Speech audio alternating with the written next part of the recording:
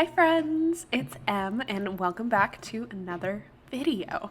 If you hear any stitch noises in the background, that's because he has decided that he needs to help me with this voiceover today. So any purring, snuffling, it's just kind of part of the deal.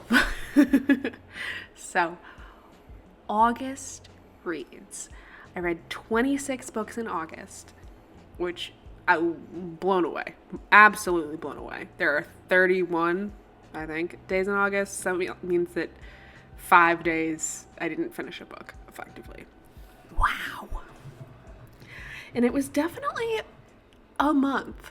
I think one thing that I might want to start tracking is my average rating that I give out each month, because I feel like that kind of describes, if my average is high, that means I read probably a lot of highly rated books. If my average is low, maybe I read a little bit lower. I also actually read physical books, which for me is huge.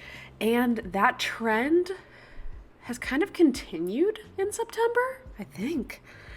Who am I? I think part of it is just that, I didn't want to wait in the library hold line because a lot of these books just came out. But then,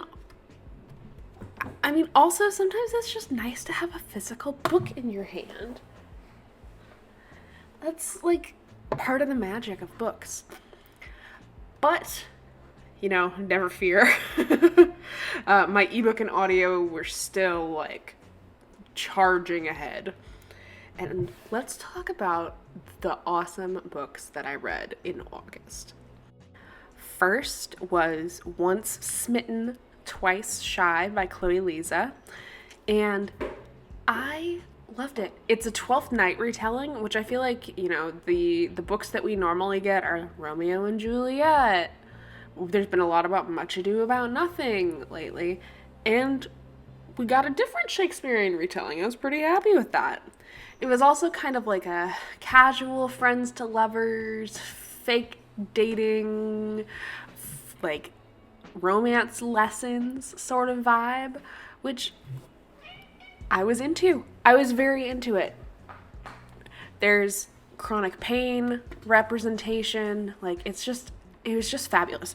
I believe this one comes out in March or April of 2025, so be on the lookout. I also read The Grandest Game by Jennifer Lynn Barnes, and the way that I cannot quit her books, I was getting so annoyed with the Inheritance Games trilogy, with the love triangle that she was setting up with the brothers, and here, that was a little bit better because it wasn't about Avery and Jameson, but Grayson was still a main character in it, and it was okay. Some of the puzzles were good, some of the puzzles were not good, and just didn't really make any sense. But I'm so invested. I will read it. She even has this short story compilation coming out that I might read. I also read Next to You by Hannah Bonham Young, and it was positively delightful. This is the sequel to Next of Kin, and it follows Lane, who's a graphic designer, marketing type of person, who just kind of on a whim decides to buy and fix up an old school bus. And in it, of course, she falls for the mechanic, and it's sort of we can't do anything, we're friends, he doesn't like me. But it was just so good. I listened to it while I was driving to Ohio, and it was just a great road trip book. I think maybe it's just because they're fixing up a bus, and that, in part of it they do have their own little road trip, but I loved it to pieces. I also read Anita de Monte Laughs Last, which is sort of a historical fiction, definitely leaning more literary fiction, in my opinion. And it follows Anita and Raquel, who, despite, their stories taking place in different eras, I think one is the 60s or 70s, and the other is modern day, their stories begin to sort of parallel one another. and it talks a lot about, the erasure of BIPOC women in history, as well as touches on topics like disordered eating and like sexual harassment a little bit as well. It's just, I really enjoyed this book. It's really powerful, and I'd recommend it to anyone who's into litfic, honestly. There's also magical realism in it, which is sick. Next, I read A Werewolf's Guide to Seducing a Vampire. I love me some Glimmer Falls, y'all. This is a werewolf and a half succubus, half vampire who he accidentally purchased from the magical version of eBay. Like, it is just bananas bonkers. The things that come out of Sarah Hawley's mind just baffle me in the best way.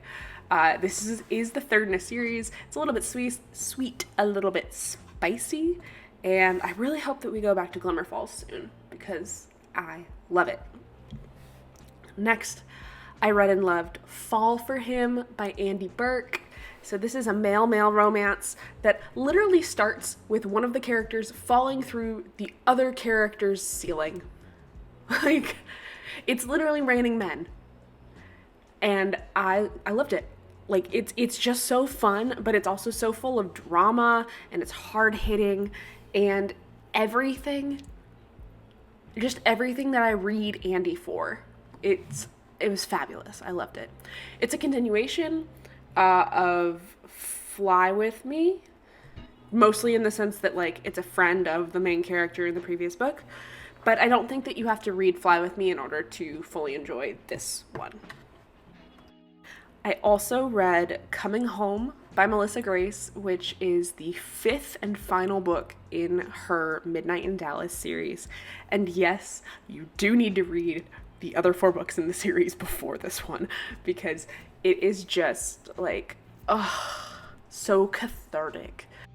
Luca was my favorite character in all of the books. Even when he was supposed to be the bad guy, he was always my favorite. And I'm just so happy that he finally gets some resolution and a happy ending. Like,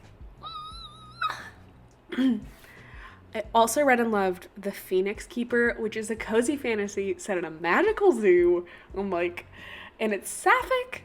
It's just like all of the things that I really like to read in a book. It's very whimsical and fun. There is some romance. There's some thrills. There's some adventure. And it's just such a fun ride. I did it on audiobook, which means I don't know how to spell a lot of the characters' names or the bird species, but it was still really enjoyable. So if you're into that, I would recommend it. I also read Fang Fiction, which I believe comes out this October.